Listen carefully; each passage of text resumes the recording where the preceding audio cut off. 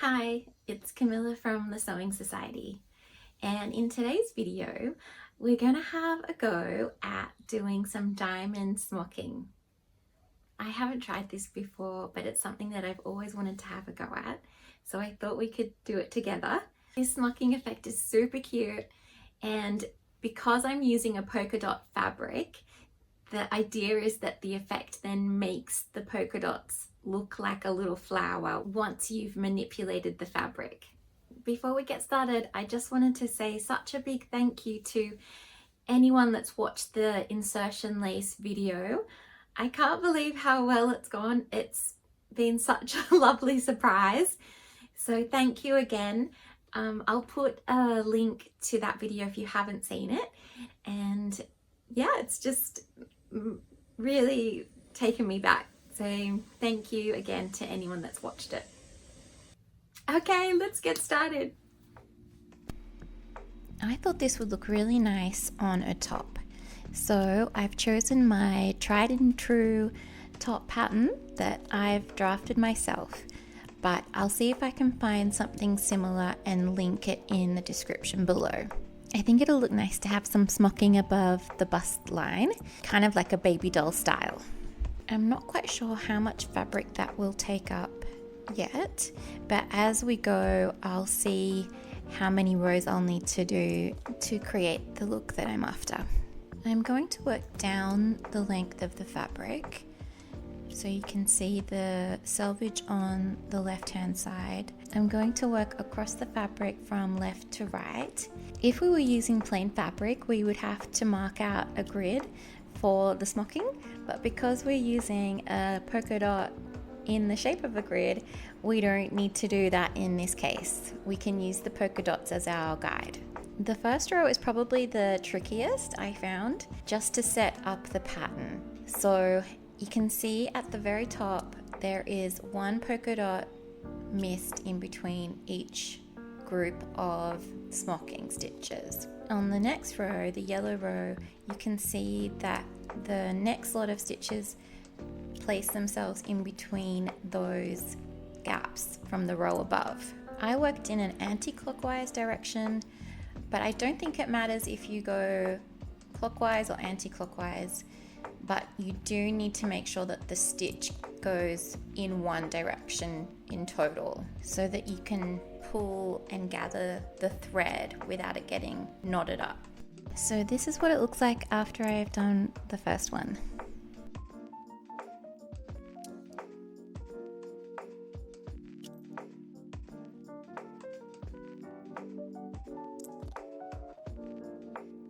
I'm using brown thread to match the dots.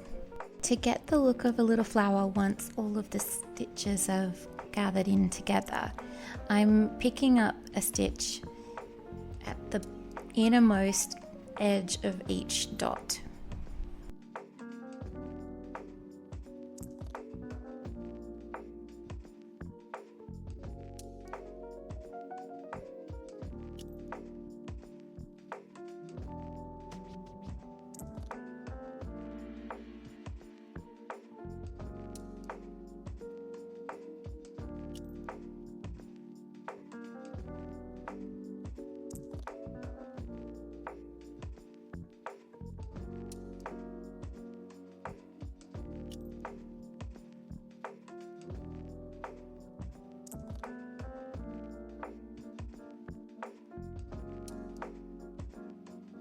I did a couple of extra stitches to keep everything in place before securing off the thread at the back.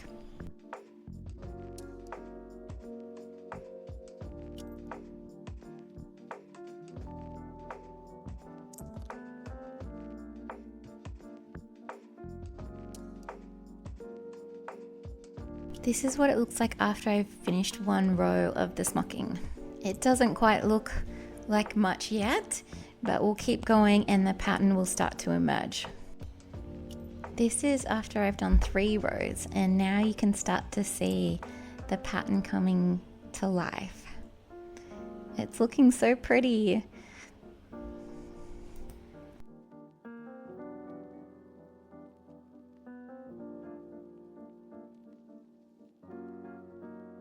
At this point, I wanted to check to see how much more I needed to do for the look that I wanted on my top.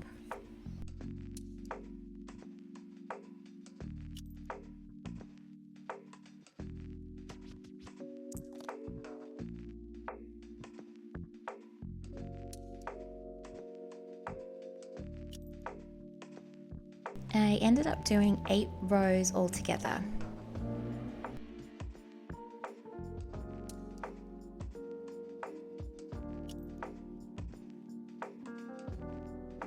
This is what it looks like from the back. The next part, which is pressing, was quite tricky because you have to get the little excess bit from the middle to lie flat. And after quite a lot of trouble, I decided that for the next piece of fabric for the front, I would try doing a different technique where I'd sew down the back so that it would lie flat and I wouldn't have to worry so much when it came to the ironing stage. I started pressing the outside edges and then worked my way into the middle. If you're a smocker, maybe there's an amazing shortcut or technique to getting this part right. If you know and can give us some advice, please let us know in the comments below.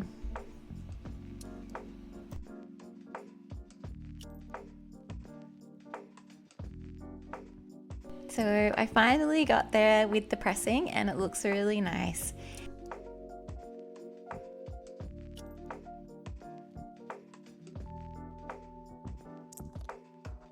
This is how I finished off the thread on the alternative technique.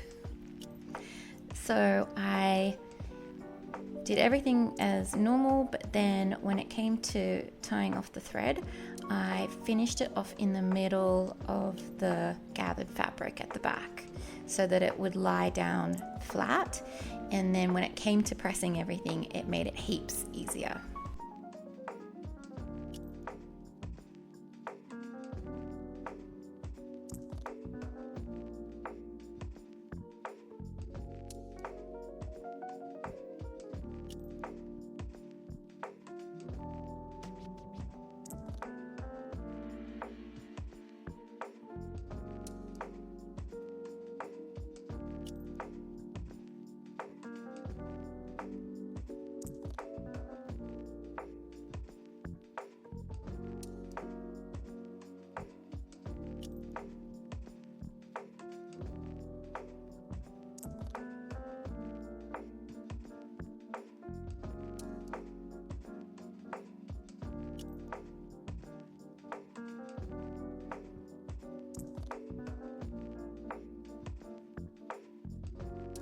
Because the smocking makes the fabric kind of bulky, I decided to trace around my pattern pieces.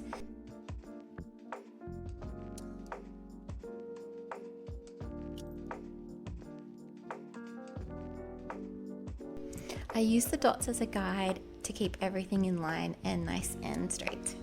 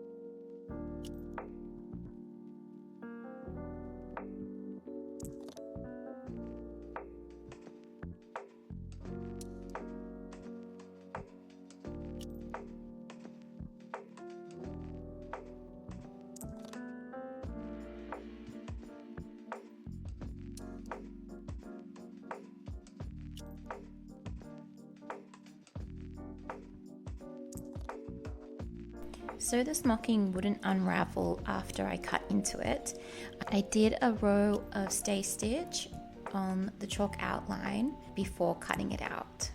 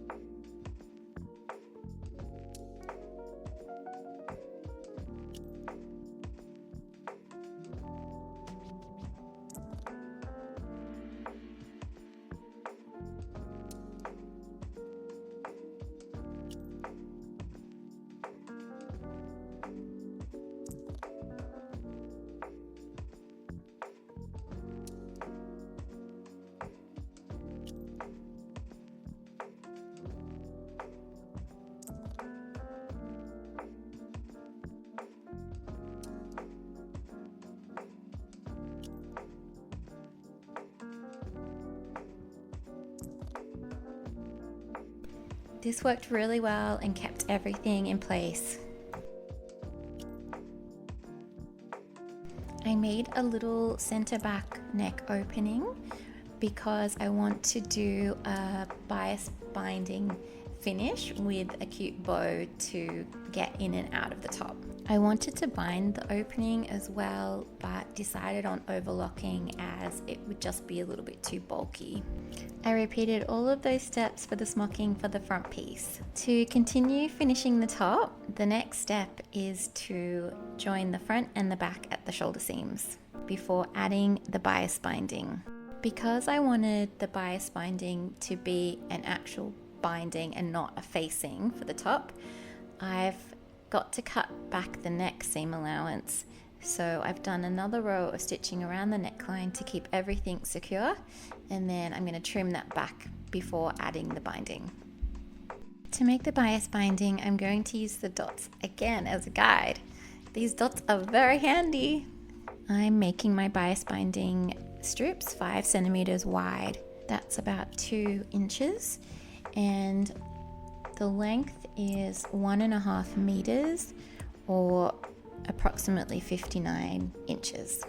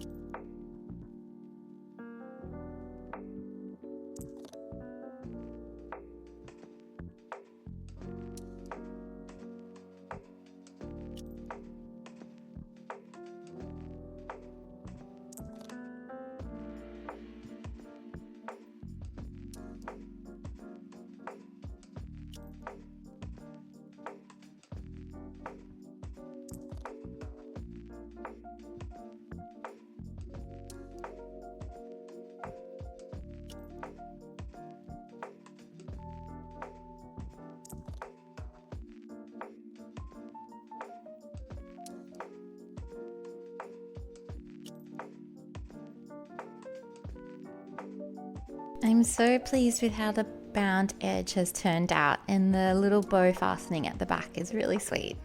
Okay, now for the rest of the top, we need our sleeves, and then we're nearly done.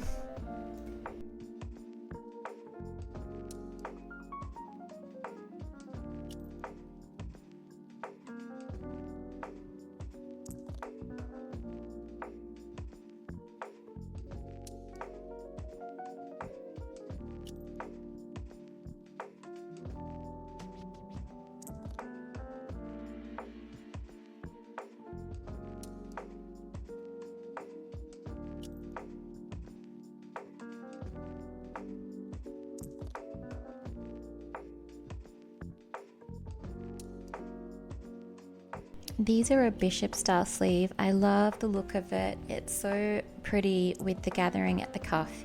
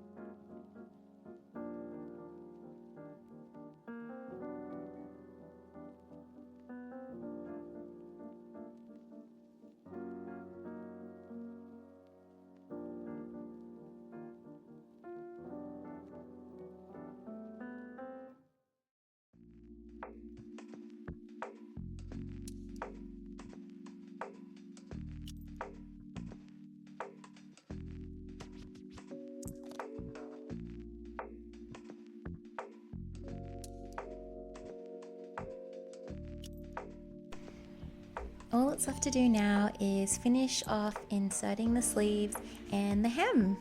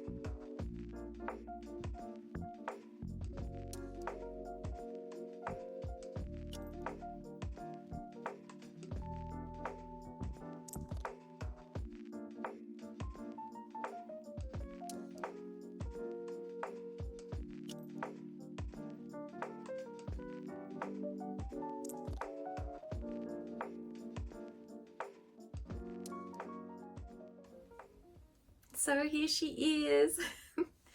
It turned out so cute. I'm so chuffed with how it's worked out. We had a few trials and tribulations along the way, but that's all part of the learning process. I had so much fun doing this project. I'd love to do some more things like this. Let me know if you decide to have a go at doing this smocking. I'd love to see your makes and what you decide to put your smocking to. You could put this technique on lots of different things, not necessarily a top. Let me know if you have any questions, and like and subscribe if you haven't already for some more sewing videos like this one. Thanks so much for watching, and I'll see you next time.